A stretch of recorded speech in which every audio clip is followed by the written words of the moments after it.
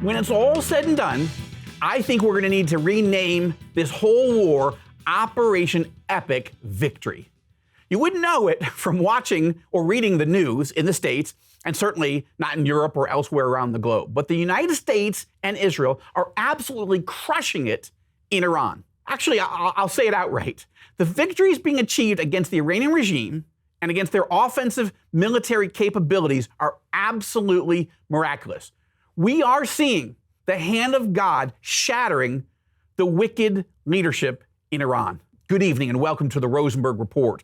Lynn and I got back home here to Israel about a week ago, almost 2 weeks ago now, actually, from meetings in the States. And like millions of Israelis, we've spent a lot of time since getting back in our bomb shelter.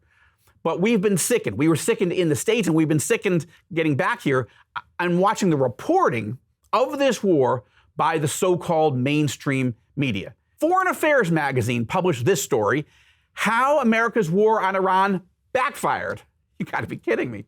Foreign Policy magazine, that's actually a different magazine, just published a story headlined, What Trump May Do If He Loses in Iran. Unbelievable. The BBC just did a segment, Has President Trump Lost Control of the War in Iran? MS Now, what used to be MSNBC, just did this story, An air power expert explains why Iran is more powerful now than before the war.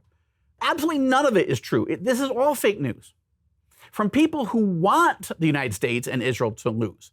They're cheerleading for us to lose. In their blinded eyes and cynical hearts, they literally cannot or choose not to see the truth. I'm going to walk you through the facts tonight, but First, I want you to consider this headline from the biggest source of anti-American, anti-Israel, anti-Jewish, and anti-Christian propaganda in the entire Middle East, the TV satellite network known as Al Jazeera. Okay, this is their headline. Listen to this. The U.S.-Israeli strategy against Iran is working, and here's why. Look, I have never uttered this sentence in my entire life, but I have to do it now.